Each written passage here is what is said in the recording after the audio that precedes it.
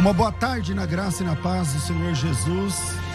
Eu sou o pastor César Cavalcante e mais uma vez, para a glória de Deus, está no ar a segunda aula da Maratona Teológica Escola de Ministérios.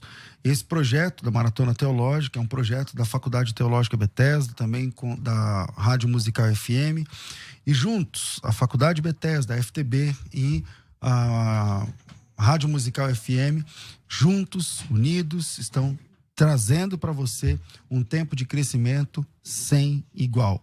No final da primeira aula, você aprendeu, a aula passada, ontem, você aprendeu a respeito de lidar com as frustrações, como lidar com as frustrações. Você entendeu que o seu chamado não pode depender do comportamento das pessoas e que nessa aula nós vamos aprender mais hoje a respeito de liderança, e nessa aula precisa ficar claro para você o que é realmente uma liderança aprovada por Deus. Essa aula de hoje eu convidei um querido de muitos anos, pastor Júlio Vertúlio, lá da Igreja Cristã Mundial em Suzano. Agora em off, antes do programa, a gente estava buscando aqui na lembrança, na memória, né, quando a gente se encontrou as primeiras vezes. E dias atrás eu estava até pensando a respeito da Escola de Ministérios quando eu vi. E eu estava em casa, era um sábado, e eu vi ele trazendo numa live um conteúdo de muito valor. E eu não perdi tempo, chamei. Eu falei, rapaz, eu gostaria que você viesse lá na Rádio Musical trazer esse conteúdo. E prontamente ele nos atendeu. Então, se você está chegando agora na maratona, para aí. Se você não viu a aula passada, então volta na aula passada, se você está pela plataforma, ou se você está no ao vivo, né? Pega essa aula, mas com o compromisso de você voltar lá e assistir a primeira aula. Antes de passar para o pastor Júlio e apresentá-lo, eu quero dizer que a Escola de Ministérios é um projeto da Faculdade Teológica Bethesda, é um projeto audacioso, são mais de 20 cursos, mentoria todos os meses, conteúdos todas as semanas, encontro anual entre todos os alunos, enfim, tudo funcionando. E antes de abrir a primeira vaga, antes de abrir a primeira turma da Escola de Ministérios, nós resolvemos fazer isso aqui juntos, tanto na Rádio Musical quanto na FTB, para que você tenha acesso a esse conteúdo de graça, sem pagar nenhum centavo, tirando as suas dúvidas. Quero agradecer aos comentários, muitos comentários durante a aula, muitos comentários depois da aula, muitos comentários na nossa plataforma, e também o pessoal que baixou o material didático de ontem. O material didático de hoje já está disponível na nossa plataforma. Se você está assistindo essa aula pela plataforma, já está disponível lá para você. E se você não fez a inscrição ainda, aqui embaixo, deixa eu ver aqui embaixo tem um link azul. Você clica no link azul se você está assistindo pelo YouTube e faz a sua inscrição. Quando você faz a inscrição, você ganha direito ao material didático. 4 minutos, falei bastante. Pastor Júlio, um privilégio muito grande, uma honra para mim te convidar e receber o sim da sua parte para você participar com a gente desse projeto. Alegria minha, no sábado pela manhã, receber sua mensagem. E tudo certo da gente estar aqui hoje, é um privilégio dividir com o pessoal que está agora acompanhando a gente. Só pedir para baixar o volume aí. Vocês estão colocando uma música aí em cima do negócio, por favor, aí me atrapalha. Vamos lá, pastor, agora sim. Vamos lá. Então, é um privilégio dividir com esse pessoal, toda a audiência aqui, tanto da rádio quanto o pessoal que está assistindo agora. E eu tenho certeza que em momentos históricos como esse que a gente está vivendo, existem transformação e mudança de posições. Quando a gente sai de uma época como essa, gente que estava em cima sai embaixo, gente que sai embaixo estava em cima. Então eu creio que um momento como esse é um momento propício para uma nova liderança. Eu sempre costumo dizer, César, que liderança é o remédio de Deus para situações de crise. Quando você olha a Bíblia toda, sempre que há uma crise, o que Deus faz? Levanta líderes. Então, liderança é o remédio de Deus para a crise. Liderança é o remédio de Deus para as crises da humanidade. E eu creio que a igreja, nessa hora, pode sim ser um celeiro de líderes, não só para o púlpito, não só para dentro da igreja, mas a nossa nação e o mundo está carecendo de líderes. Então, prepara o teu coração agora, nesse momento, porque eu vou passar agora o microfone como diz o Galvão Bueno, agora em definitivo. E a gente vai aproveitar conteúdo. Se você ainda, depende, né? Dependendo de onde você está aí, se você puder, aumenta o volume de onde você está ouvindo aí agora. Se puder, pega um papel, uma caneta, senta, pega um copo de café, chá, suco, sei lá o quê, e prepara o teu coração, porque eu tenho certeza que Deus vai usar a vida do pastor para ministrar sobre liderança as nossas vidas. Vamos lá? Vamos lá. Então bora lá. Privilégio e alegria. Eu acho que o primeiro momento, algumas coisas a gente tem que lançar, algumas bases para você que está ouvindo a gente agora e você que está acompanhando. E eu queria que você que está aí já com a sua caneta e papel na mão, anote 3 palavrinhas importantes agora, que eu acho que elas podem começar a abrir uma luz para nós. Escreva aí num papel modismo. Escreva aí, modismo. Escreva aí no papel comodismo. Escreva aí no papel fatalismo. Modismo, comodismo, fatalismo. Essas 3 palavras são um tanto perigosas. E se você começar a jogar luz sobre elas agora, eu tenho certeza que a gente pode começar a semear uma nova visão de liderança. Modismo. Fazer porque todo mundo está fazendo. O problema do modismo é que você anula a sua identidade. Comodismo. Deixar de fazer porque encontrei uma posição cômoda, sustentável. Você não nasceu para sobrevivência, você nasceu para propósito. O problema do comodismo é que você pode anular seu potencial. Você encontrou uma posição sustentável e não quer se mover. E o problema do fatalismo, e o fatalismo muita gente gosta, principalmente no nosso meio, se tiver de ser, será. Se Deus quiser, assim será. Quando você se entrega a um desses 3 sentimentos, você automaticamente está anulando sua identidade, seu potencial e sua responsabilidade, seu chamado. Então eu queria começar a desconstruir algumas coisas. Não precisamos fazer porque todos estão fazendo. Não podemos nos acomodar porque encontramos uma posição confortável, sustentável. Você não está aqui apenas para se sustentar e sobreviver. Você tem propósito. E aquilo que Deus sonhou, Ele fará através de líderes capazes que Ele tem levantado e desafiado. Paulo desafia Timóteo dizendo, olha, não despreze o dom de Deus que há em ti. Não despreze o que você recebeu. Paulo está provocando o potencial dele. Estabelecido isso, eu queria partir para mais uma primícia para a gente começar e daqui a pouco a gente ir conversando. Eu queria que você observasse a diferença, e nós vamos tratar aqui daqui a pouco sobre autoridade e autoritarismo. A gente precisa desconstruir isso. Deixa eu te contar 2 histórias, eu estou te fornecendo algumas informações para que depois a gente trabalhe sobre princípios. Eu vou te contar 2 histórias dentro de uma estrada e você vai perceber a diferença entre autoridade e autoritarismo. Numa estrada, um policial rodoviário tem autoridade. Não importa se você dirige, talvez um caminhoneiro agora nos acompanhando, uma carreta de 50 toneladas, a potência que aquele motor tem, o tamanho que aquilo tem, o peso que aquilo tem. Um policial rodoviário pode ir para o meio de uma estrada, apenas levantar a sua mão, e há um poder que o reveste, que faz com que ele consiga frear aquela carreta imensa, apenas levantando sua mão, porque aquele homem tem autoridade, ele exerce um poder de forma legal. Então, se você puder fazer mais uma anotação, exercer autoridade é exercer poder de forma legal. Autoridade é o exercício do poder de forma legal. Autoridade é o exercício do poder de forma legal.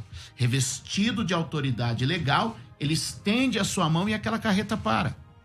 Vou lhe contar uma outra história dentro de uma estrada e você vai entender isso também. Estou lançando algumas bases para a gente poder avançar. Eu estava voltando, César, do sul da Bahia, estava dirigindo com a minha esposa, minhas filhas, nesse momento. Meu filho não estava, então estava eu, a Erika e as meninas. E de repente nós estamos na estrada e nós também fomos parados na estrada. Mas nós fomos parados por uma turma que usa foice, machado, esse pessoal que de vez em quando trava estrada. Certo. Ok? E o que acontece ali? Eles tiveram poder para nos parar? Tiveram. Mas eles não tinham o direito legal de nos parar. Qual que é a diferença entre ser parado com o poder que o guarda tinha e ser parado com o poder que aquele grupo tinha? Um estava revestido de autoridade, que é o uso legal do poder. O outro foram autoritários, que era o uso ilegal de poder. Ou seja, ambos exercem poder, mas um de forma legal, outro de forma ilegal. Então a gente tem líder exercendo autoridade de forma legal, ou seja, usando o poder de forma legal. E tem gente que é autoritária, usando o poder de forma ilegal. No final, eles alcançam o mesmo resultado, mas por caminhos diferentes. E aí abre uma luz amarela para nós, um alerta para nós.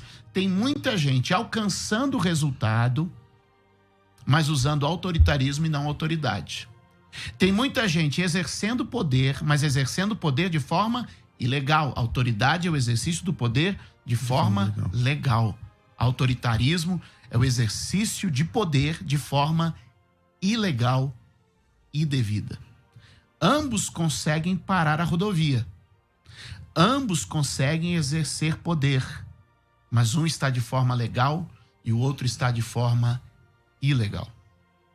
Vamos em frente. Quero lançar mais uma base para a gente começar uma desconstrução. E antes da gente edificar algo, eu queria desconstruir. O líder é um teto ou o líder é uma base? O líder é um teto ou o líder é uma base? A gente fala muito hoje a expressão cobertura. A gente usa muito a expressão cobertura. Mas eu queria fazer um contraponto a isso nesse momento, sem maneira de criticar ou atacar, mas apenas um contraponto para reflexão. Jesus foi um teto ou foi uma base? Essa é uma pergunta que eu lanço. Jesus foi um teto ou foi uma base? Escreve isso. Responde para você no seu pensamento. Agora vamos lá. João capítulo de número 14, verso de número 12, ele diz assim: vocês farão as mesmas obras que eu faço e as farão maiores. Jesus não se coloca como o ponto final, mas como a linha de partida. Jesus, em João 14, está se despedindo dos seus discípulos, já começando um processo de desligamento, já começando um processo de emancipação, de empoderamento, para que eles possam exercer a liderança da igreja a partir de sua morte, ressurreição e ascensão. E o que ele diz para os seus discípulos? Ele não diz, vocês vão caminhar até onde eu cheguei. Vocês vão, a partir de onde eu fiz, vocês vão fazer. Jesus não se coloca como teto, nem como cobertura. Jesus se coloca como base, um alicerce. Compreende? A liderança que nós estamos propondo nesse treinamento aqui hoje, César, é um outro modo de liderança. Uma liderança servidora. Uma liderança transformacional. A diferença entre um modelo de liderança transformacional, que eu entendo se aproxima do modelo de liderança servidora de Jesus, e uma liderança orientada por resultados, começa daí. A liderança transformacional, ela tem um ponto de partida comum. A liderança orientada por resultados tem apenas uma meta a ser alcançada, um objetivo a ser atingido. Quando Jesus chama os seus discípulos, ele não diz, olha, um dia vocês serão como eu sou. Jesus vem e diz assim, ó, o que eu fiz como um alicerce. E vocês vão fazer do que eu fiz para frente.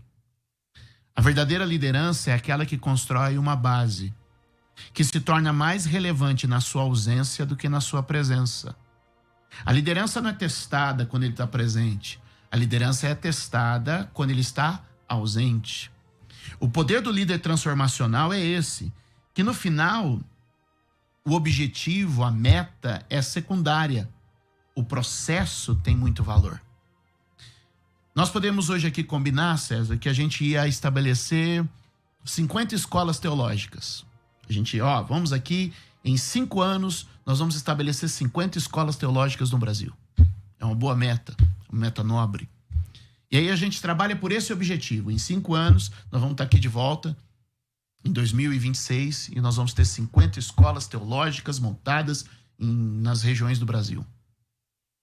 A grande pergunta não é se nós vamos chegar nessas 50 escolas, mas quem seremos nós quando essas 50 escolas estiverem implantadas? É possível que a gente chegue nas 50 escolas, não sejamos mais amigos, tenhamos nosso coração talvez esfriado, decepcionado, corrompido, porque tivemos uma orientação pelo número e pelo alvo e não pelo processo da caminhada. A ideia da liderança transformacional é que a gente tenha alvo e tenha assim, mas quando a gente chegar lá, na conclusão das 50 escolas teológicas, na conclusão da abertura de 100 igrejas, na ampliação da empresa, no estabelecimento de 10 filiais da loja, quem somos nós? E quem são aqueles que estão? Ou seja, não é onde eu cheguei, mas em quem eu me transformei.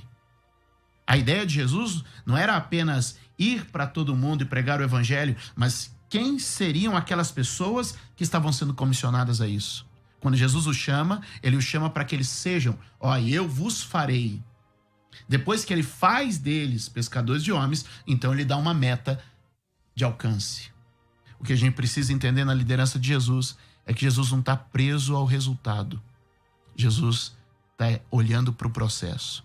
E tem muita gente hoje gerenciando igreja. E por que eu estou usando a palavra gerenciando? Porque ele gerencia o processo. Ele gerencia a liturgia. Ele gerencia o sistema. Mas ele não lidera pessoas. Ele até atinge as metas. Ele até alcança os números. Mas quando nós chegamos naqueles números, as pessoas não são quem deveriam ser. Foram mudadas, foram agredidas, foram distorcidas, foram corrompidas, foram feridas, ou seja, não houve mudança. É uma gerência de processo e não uma liderança de pessoas. Essas coisas que eu estou compartilhando agora com vocês é uma introdução rápida para que a gente lance algumas bases de algumas coisas que eu quero te dizer. Você não pode ser nem dominado. Anote 2 palavras, por favor. Numerolatria e numerofobia. Numerolatria e numerofobia. Anote. O que é a numerolatria? Dentro da igreja, quando o número é tudo. Quando a gente é só orientado pelo número. Quando o pastor é medido pela performance e não pelo caráter. Quando ele é medido por obra e não por fruto. Percebe? A numerofobia é o espelho contrário disso, mas que da mesma forma é nociva ao evangelho. Porque são aquelas pessoas que dizem assim, não, nós não queremos saber de número, nós estamos preocupados com a nossa qualidade, não queremos. Ou seja, ambas, lembra da nossa primeira conversa sobre as 3 palavrinhas? Ambas trabalham nesse sistema de que limitam a pessoa e ela não vive plenamente o que pode viver. E o que eu quero nessa hora é começar com vocês uma série de desconstruções. Que aí você pergunta para mim, que tipo de liderança então? Que tipo de liderança então é essa que você está propondo? Uma liderança servidora através dos princípios de Jesus. Uma liderança que não se vale de posição, mas que se vale de serviço. Anote uma coisa. Servir é para gente nobre e resolvida. Servir é para gente grande de verdade. Vou repetir isso para você. Servir é para gente nobre e resolvida. Servir é para gente grande de verdade. César, olha só. Gente grande, e aí eu faço aqui um sinal com aspas. Gente grande de mentira, ela depende que o outro seja pequeno para que ele seja grande. Essa é a liderança autoritária. Essa é a liderança de imposição.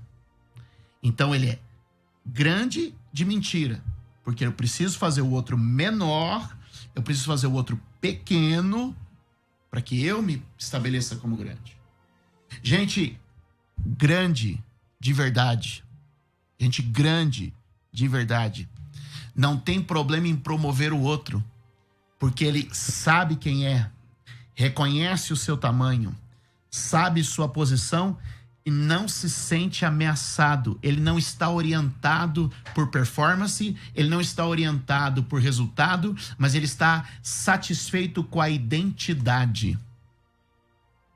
O que a gente está fazendo nesse momento é começar a desconstruir algumas coisas, mas já eu quero construir algo com vocês, por favor. Veja só, o que é uma pessoa de sucesso? A gente confundiu sucesso com audiência. A gente confundiu sucesso com like, com view. Sim ou não? O que é de fato sucesso? A gente transformou sucesso em fama. Sucesso não é fama. Atenção, liderança evangélica. Sucesso não é fama. Sucesso é efetividade. Um mecânico nessa hora, que está aí na sua oficina, que nem sua mãe curte suas fotos, cara. Pensa comigo. Mas você é aquele cara que quando alguém encosta o carro aí, no final do dia ela pega o carro com o problema resolvido. Você tem sucesso? Sucesso não é fama, sucesso é efetividade.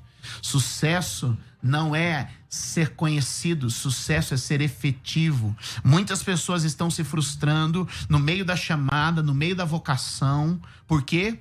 Eu gosto da palavra vocação e eu gosto, sei que trabalha com vocacionados. E a gente está aqui agora dizendo assim, sucesso. Muita gente está frustrada por quê? Porque está confundindo o sucesso com a fama. Está confundindo o sucesso com a evidência. Quando a gente devia ter sucesso como efetividade. Ter sucesso como ter êxito naquilo que realiza. As pessoas podem não saber, mas a sua relevância está no problema que você resolve. Eu vou repetir, a sua relevância está no problema que você resolve. Porque há muita gente que tem audiência, mas não tem relevância. Vou repetir, tem audiência, mas não tem relevância. É ouvido por milhares, é visto por milhões, mas não cria nenhuma relevância, nenhuma diferença. O encontro com ele não provoca nenhuma transformação. A relação com ele não provoca nenhum aperfeiçoamento. Quando outras pessoas completamente anônimas não têm audiência, mas têm relevância. 10 minutos com ela muda a sua vida. Uma frase que ela diz muda a sua mente. O que é isso? Relevância. O que é relevância? É quando você consegue notar uma mudança de padrão em um ponto, em um plano.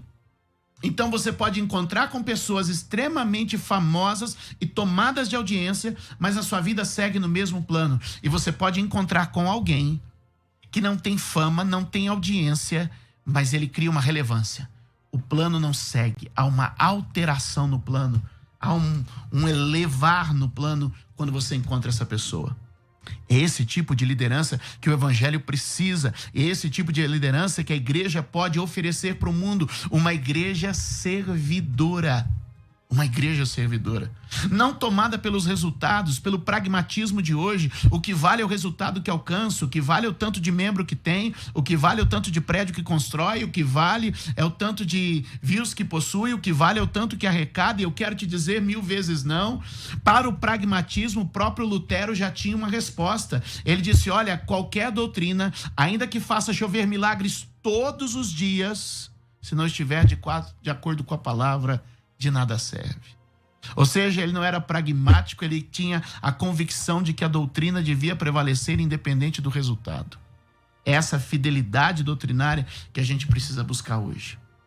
A disputa por posição tem sido nociva dentro da igreja porque ainda não entendemos o princípio de Jesus de governar. Ainda confundimos posição, cargo, título, que muitas vezes vai dominando as pessoas. E eu queria com você, justamente nessa nossa conversa aqui que a gente está tendo agora, desafiar você a alguns pensamentos comigo. Vamos só observar alguns textos que eu acho que podem ser válidos nessa hora. Eu vou ler para vocês Lucas, capítulo de número 22, do verso 24 em diante. Surgiu também uma discussão entre eles acerca de qual deles era considerado o maior. Qual deles era o maior. Jesus lhe disse, os reis das nações dominam sobre elas, e os que exercem autoridade sobre elas são chamados benfeitores. Mas vocês não serão assim. Pelo contrário, o maior entre vocês deverá ser como o mais jovem, o que serve, e aquele que governa como o que serve. Pois quem é maior, o que está à mesa ou o que serve? Não é o que está à mesa, mas eu estou entre vocês como quem serve. Eu estou entre vocês como quem serve. Tremendo isso. É tremendo. Vocês são os que têm permanecido ao meu lado durante as minhas provações. Eu lhes designo um reino assim, como meu pai o designou a mim, para que o que vocês possam assentar-se em tronos, julgando as 12 tribos de Israel. Percebe que o governo não é pela posição, mas é pelo serviço? Em Mateus capítulo de número 23, Jesus vai desconstruir aquela posição de autoridade dada pelos fariseus e pelos religiosos da sua época. E quando Jesus desconstrói essa visão de autoridade, alguém pergunta, então quem vai governar? Então quem vai liderar? E Jesus então emenda com esse discurso dizendo, quem servir. Quem mais servir, mais lidera. As empresas do mundo descobriram que o serviço é o segredo da liderança. Ele prova. Abra o site de qualquer grande corporação do mundo. Abra o site de qualquer grande corporação do mundo e observe as definições de propósito, valor e missão. É sempre oferecer. Se eles não usam a palavra oferecer, entregar, dedicar, apresentar, proporcionar, são sempre palavras sinônimas ao serviço. Oferecer a melhor experiência de viagem, proporcionar ao cliente, ou seja, eles entenderam que a grandeza, o sucesso se dá no que você oferece e não no que você recebe. A liderança não deve ser medida pelo que se recebe.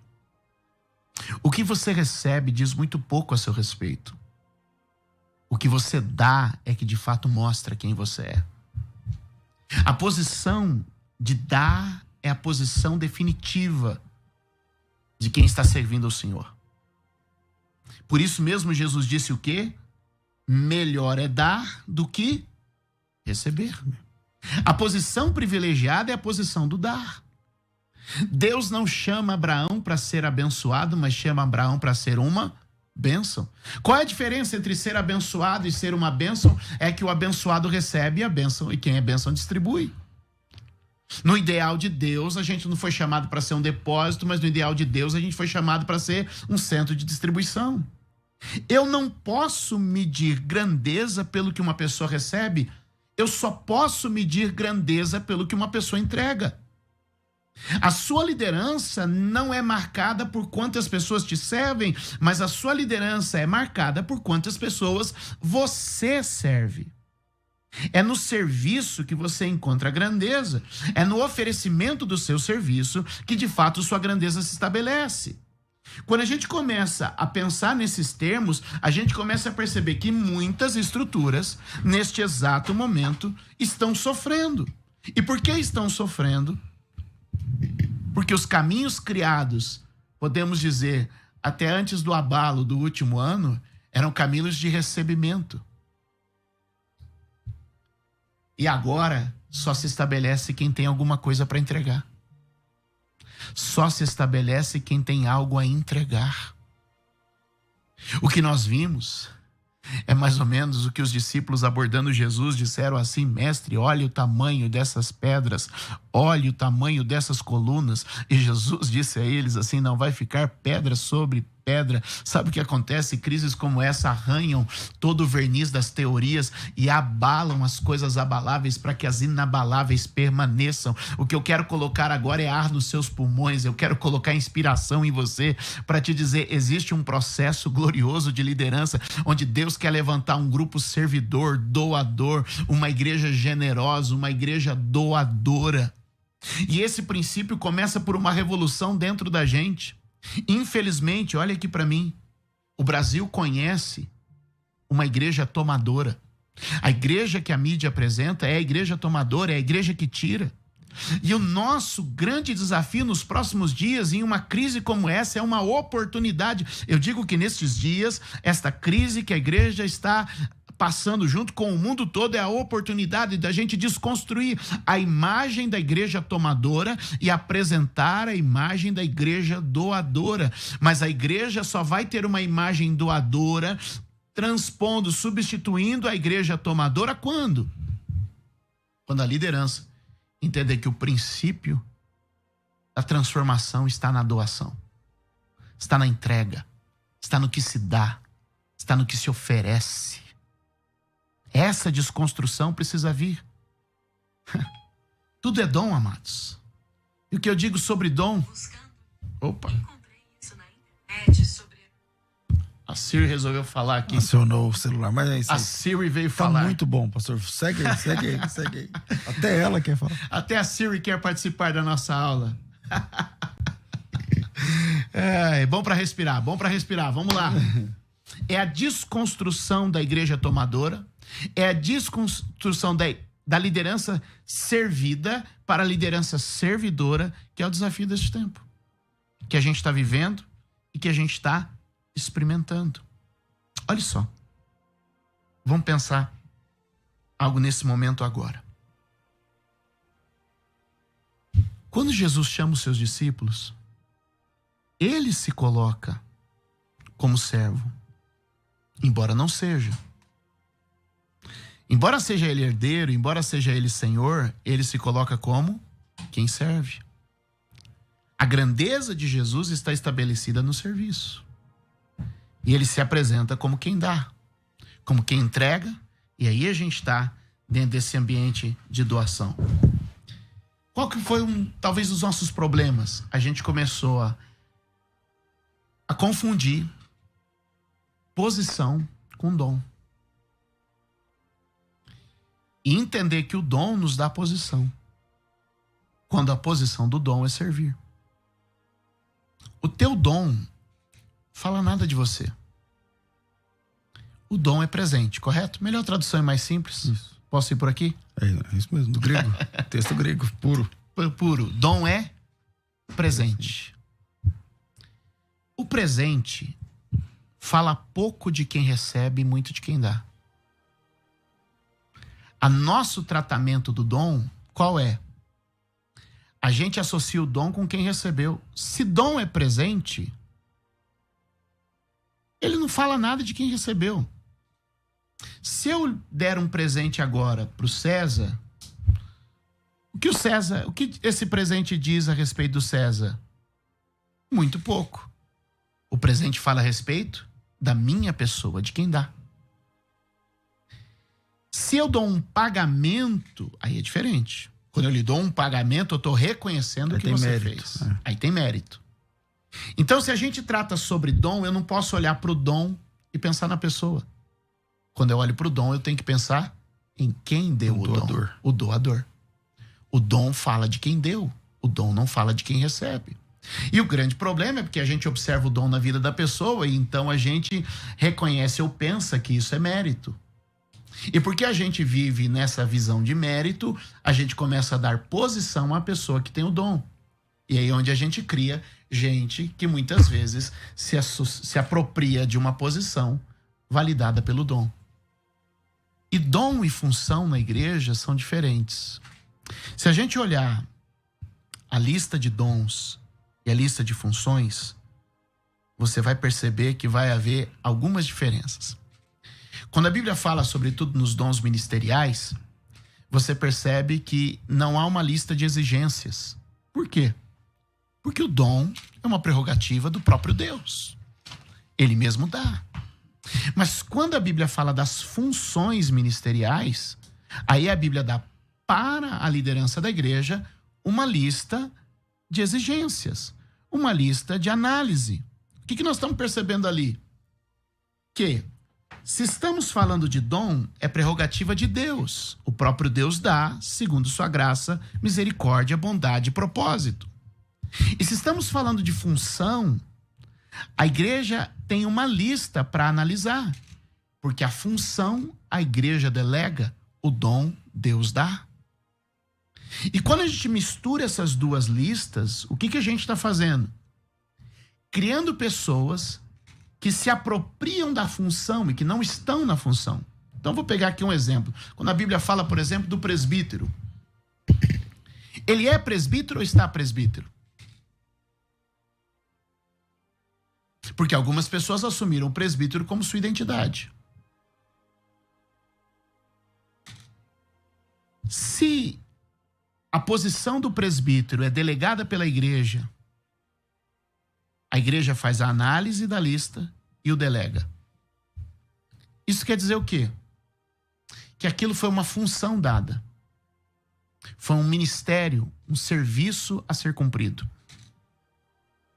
Quando a Bíblia fala, por exemplo, dos dons, e vamos pensar o seguinte, você deve conhecer alguém que está desviado, mas manda mais gente para a igreja do que você. Ganha mais gente para Jesus do que você. Está desviado e ele ganha gente para Jesus. Aí você fala assim, como pode? O cara tem um dom. Tem uma graça nele. Que ele sabe comunicar o evangelho. E ele não vive. Mas que ele sabe comunicar o evangelho. Isso é um dom. Você não vai explicar. Tem gente que tem um dom pastoral. Ele pode estar no mundo e ele cuida das pessoas bem cuidado.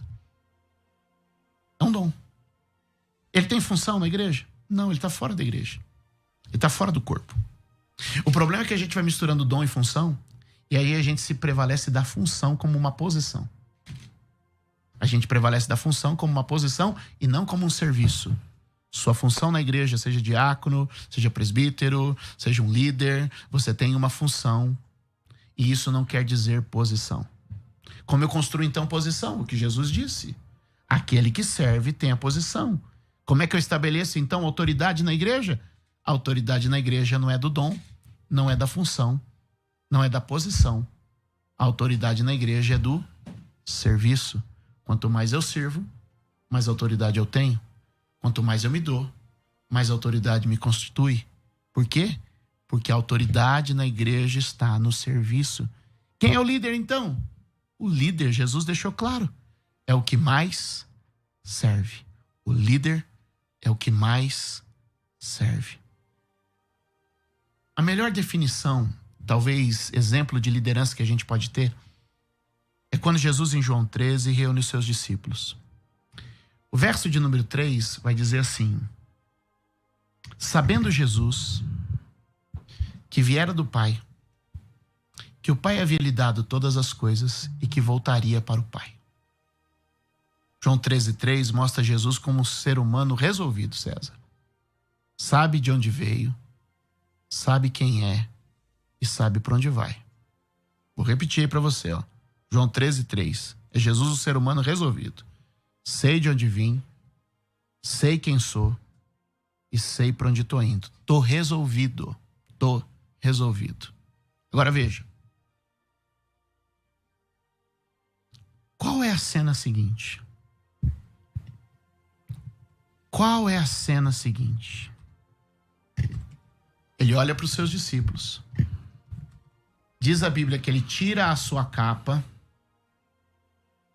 cinge-se de uma toalha, criando um avental. Abaixa os pés dos seus discípulos e começa a lavar um por um. Olha o que Jesus está nos ensinando com esse gesto simples.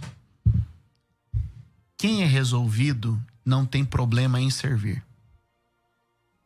Quem sabe de onde veio, quem sabe quem é e quem sabe para onde vai, quem é uma pessoa resolvida, não tem problema em tirar a capa.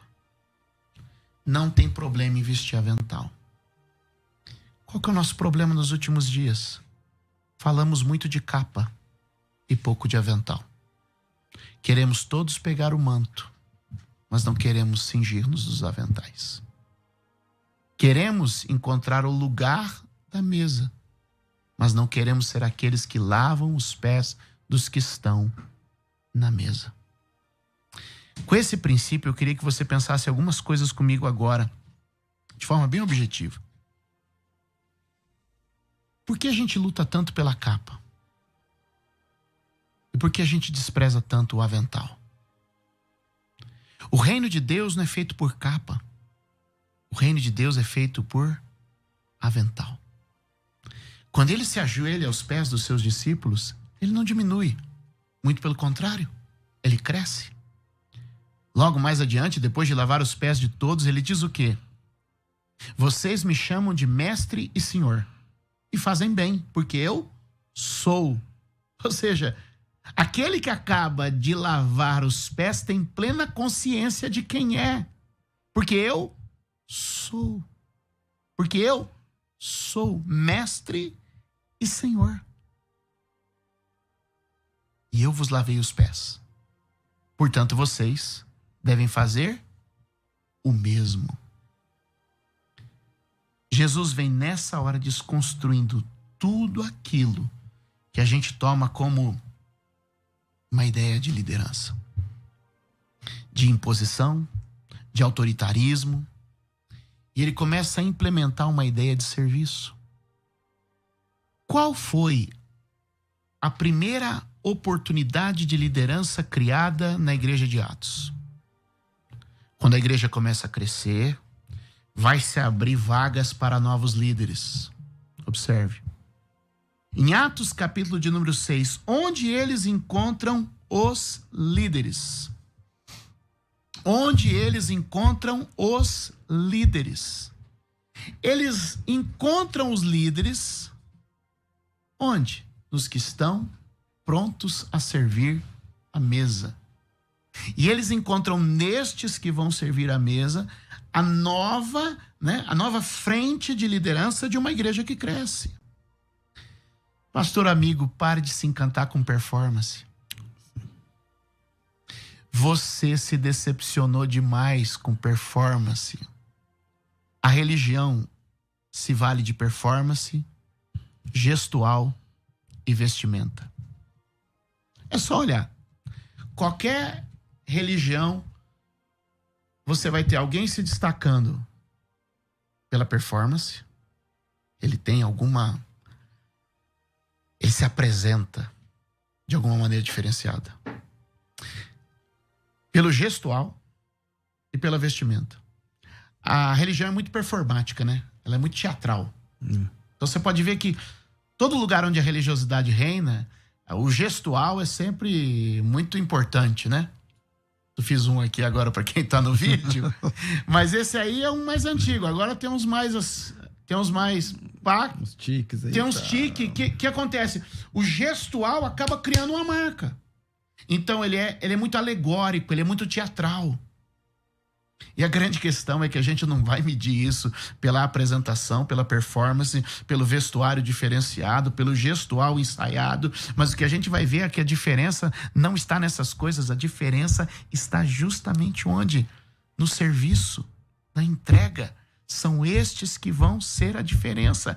Tem gente que vai estar diante do Senhor e vai dizer, eu tive performance. E ele vai dizer, apartai-vos de mim porque eu não vos conheço. E outros vão dizer assim, Senhor, quando é que eu te vi? Todas as vezes que você estava servindo, todas as vezes que você serviu, todas as vezes que você se direcionou ao próximo. Então o evangelho tem pouco a ver com a gente, tem muito a ver de como a gente trata o próximo, de como a gente lida com o outro. E a nossa liderança é e está estabelecida no serviço. Essa é a ideia de Jesus. Agora ouça o que eu vou lhe dizer para a gente fazer algumas considerações finais. Só desconstruir até agora. Como resgatar de novo sua presença no ministério? Como resgatar de novo essa vida no ministério? Deixa eu pontuar algumas coisas. A Bíblia diz que Davi foi buscar a arca a primeira vez com um grande número de pessoas e 30.000 dos seus melhores guerreiros. Davi reúne em um determinado momento quantidade e qualidade. Davi tem muitos e melhores. Escreva isso, muitos e melhores. Davi reúne grande potencial. E a nossa decepção é justamente com potencial. Porque o potencial é a expectativa de alguma coisa que está dentro das pessoas. O que é potencial? É tudo aquilo que você pode ser e ainda não é. E potencial é uma coisa boa até a página 2.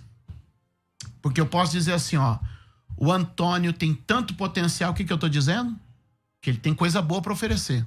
Mas passa um tempo, o Antônio não corresponde, eu posso usar a mesma frase com outro tom, quer ver? O Antônio tem tanto potencial. O que eu estou dizendo? Que o Antônio tem o que oferecer e não oferece. E onde está a nossa frustração? É onde nós apostamos que havia potencial e não há. Então, na primeira tentativa de Davi de resgatar a arca, ele junta os melhores e se frustra. Na primeira tentativa de Davi resgatar a arca, ele pega um carroção novo. Você pode ver que a ênfase é quem vai com ele e o que ele tem. É claro que todos nós queremos trabalhar com muitos, é claro que nós queremos trabalhar com os melhores, é claro que nós queremos trabalhar com o melhor equipamento, com, né, as melhores ferramentas. Quem está presente lá naquela hora é usar. Então eu queria fazer aqui, ó, a gente está olhando para quem é bom, a gente está olhando para a ferramenta que tem e a gente está olhando para a força que exerce. Tudo que é feito na tua força, pela tua força vai ter que ser sustentado. E tem muita gente que não está aguentando o ministério porque estabeleceu muita coisa pela força. Lembra que eu lhe falei? Você pode exercer poder pela força. Isso é autoritarismo. E tudo que você estabelece pela força te cansa, te desgasta, te pesa. Aleluia. Mas tudo que você estabelece pelo dom e pela graça de Deus é leve e flui. Davi tem uma primeira tentativa frustrada porque ele vai com os melhores, com o melhor equipamento e com os mais fortes. E aí ele vai terminar como? Chorando, depressivo, entristecido, com medo. Será que isso é ministério? Será que isso é carregar a arca de Deus? Chorar com medo? Viver a desgraça? Mas então, chega uma notícia de que tem alguém convivendo com a arca. E que desde que ele convive com a arca, a sua casa tem sido abençoada, a sua família tem sido abençoada e tudo prospera. E ele diz, como assim? A minha relação com o ministério foi de dor e sofrimento. E agora você vem me dizer que tem alguém que tem uma mesma relação com essa arca. E é leve, é bendita, é feliz, é frutífera, é próspera. Davi, então, volta para uma nova tentativa. E se você olhar comigo e analisar a segunda tentativa de Davi, se a primeira a ênfase estava nos melhores, na segunda a ênfase está nos vocacionados. Somente os levitas podem levar a arca de Deus. Só os que foram chamados e escolhidos. Se na primeira tentativa frustrada ele usou o melhor equipamento e a ênfase do texto está no carroção novo, na segunda tentativa a ênfase está na oração e na santificação. Se na primeira tentativa tudo estava baseado em força, nessa segunda tentativa, tudo estava baseado em uma palavra, seguindo os preceitos. O que hoje Deus está dizendo para mim e para você é que talvez você está aqui agora com seu ministério frustrado e pesado porque foi muito na força do próprio braço. E hoje Ele te diz, nem por força, nem por violência, mas pelo meu espírito, diz o Senhor. É debaixo de um poder que está revestido de autoridade. E a autoridade no reino é a autoridade do serviço. Que a gente possa construir uma liderança baseada no serviço ao próximo e na transformação de nós mesmos. Você não é um grande líder pelo que recebe, mas é um grande líder pelo que oferece. Foi um privilégio dividir com vocês essa tarde e compartilhar um pouco desse conhecimento. Fique na paz. Um privilégio fazer parte disso. Obrigado, pastor César. Eu que agradeço, um privilégio assim gigantesco. Cara, depois eu quero que você veja lá no YouTube. Depois não, agora mesmo já dá uma olhada aí. Tá entre esses dois canais aqui. esse e esse. Dá uma olhada aí no que tá rolando aí de comentários. Esse projeto... Eu vou te passar o link, César. Tudo que eu falei num PDF, você pode expor para os seus alunos, para os seus inscritos, da maneira como você achar melhor. Por favor. Tudo que eu falei aqui hoje, pronto. de maneira mais explicada, com mais... Eu levo horas para falar isso, tentei falar em 40 minutos, né? Então é o seguinte, para você ter acesso a esse material, primeiro tem que se inscrever, e é de graça. Aqui embaixo do vídeo, para quem está assistindo no YouTube, tem um link. E nesse link você clica e faz a sua inscrição. Tá ouvindo pela Rádio Musical FM? Entra lá no perfil da Rádio Musical FM, clica no link, ou entra no canal do YouTube César Cavalcante, ou canal FM Rádio Musical. Lá você vai assistir, não somente ouvir. Lá tem um link. Clica no link, faz a inscrição. Lá na inscrição você vai ser convidado para participar de um grupo desse projeto chamado Escola de Ministérios, e lá a gente disponibiliza todos os e-books, todo o material didático está disponível para vocês por lá. Quero agradecer muito a vida do Bispo Júlio, uma alegria gigantesca te receber aqui, cara. Que privilégio. Aliás, depois dessa aula eu vou precisar que você participe com a gente de alguma das nossas mentorias. Temos 12 mentorias, pelo menos umas 2 aí. Eu quero contar com você. Por favor. Vai ser um privilégio muito grande pra gente. A Escola de Ministérios vai ser lançada nos próximos dias, né? Vão abrir as vagas. E a Escola de Ministérios não é um curso. A Escola de Ministérios é um programa de treinamento avançado. Dentro da Escola de Ministérios tem mais de 20 cursos, acho que são 22 no total. E esses 20 cursos são divididos em ministério, que você ouviu hoje aqui, e teologia. Então tem uma formação teológica, uma formação ministerial. Na Escola de Ministérios você recebe o material toda semana. Na Escola de Ministérios você tem uma mentoria todo mês e um encontro anual, além dessas dezenas de cursos de materiais, tá certo? Já tem gente perguntando quanto que vão ter as vagas, quantas vagas são e tal, tudo mais. Amanhã eu falo um pouco mais para vocês a respeito disso, porque o nosso horário aqui tá terminando. Na aula de amanhã a gente vai falar sobre um assunto talvez um pouco mais, o assunto de hoje, liderança, muito gostoso também de ouvir e muito pertinente, muito atual, assim, sobretudo no tempo que a gente está vivendo. O assunto de amanhã é um assunto um pouco mais didático, um pouco mais prático, mais da praxis mesmo. Vamos falar sobre gestão ministerial, e quem vem participar comigo vai ser o pastor Henrique Bravo, da ADVEC de Alphaville. E ele vai falar sobre gestão, capacitação de gestão ministerial. Querido. Um homem de Deus também, não é verdade? Isso. Muito capaz. Então, amanhã, prepara o papel e a caneta como hoje, porque com certeza vai valer a pena. Se você ainda não entrou na nossa plataforma onde o curso fica gravado, porque esse curso ele fica gravado numa plataforma. Se você voltar no YouTube, vai estar lá disponível. Mas lá na plataforma, do lado dela, você também consegue baixar o aplicativo. Baixar o material, tipo o conteúdo de hoje que o pastor graciosamente está nos dando, e a gente vai graciosamente distribuir para todos vocês. Então, se você já está na plataforma, rola essa página para baixo lá, vai lá embaixo nos comentários e deixa o seu comentário, tá certo? Deixa o seu comentário. Vou pedir ao Bispo Júlio que a gente faça um joia aí, porque o pessoal gosta de tirar selfie. Vamos contar até 3 aí, vocês fazem a selfie aí para quem está assistindo. 1, 2, 3, e aí você marca lá o arroba dele, qual que é? @Júlio Vertulo. @Júlio Vertulo, e o meu... Vertulo com 2 L's, né? Júlio Vertulo com 2 L's. E o meu arroba é César Cavalcante, e o da Rádio Musical, FM Rádio Musical. Beleza? Bispo, quero agradecer mais uma vez, e tem um projeto que você queria divulgar, não é? Eu tô lançando agora uma imersão para pregadores. É um congresso aí que a gente vai fazer online, um treinamento e inspiração para uma nova geração de pregadores. Estou eu, pastor Silmar Coelho, pastor Reverendo Hernandes Dias Lopes, Raí Carmelo e mais um grupo de professores. Nos unimos para dividir conhecimento na área da pregação. Como que faz para saber? Bom, pode entrar lá nas minhas redes sociais, lá na minha bio tem o linkzinho para entrar direto. Clica lá direto, é mais fácil. @Júlio Vertulho com 2 L's. Exato. Maravilha. Obrigado, querido. Deus abençoe. Alegria. A gente fica por aqui com essa segunda aula. Amanhã teremos a terceira aula, nesse mesmo horário, a partir das 14h, ao vivo comigo. Amanhã o assunto é outro, é sobre gestão ministerial. Eu tenho certeza que assim como a primeira foi edificante, a segunda foi muito edificante e a terceira aula também não será diferente. Vem com a gente, Escola de Ministérios, com certeza você vai fazer parte desse projeto. Deus abençoe. Voltamos amanhã. Tudo isso e muito mais a gente faz dentro do reino, se for da vontade dele. Você ouviu Maratona Teológica. De volta amanhã.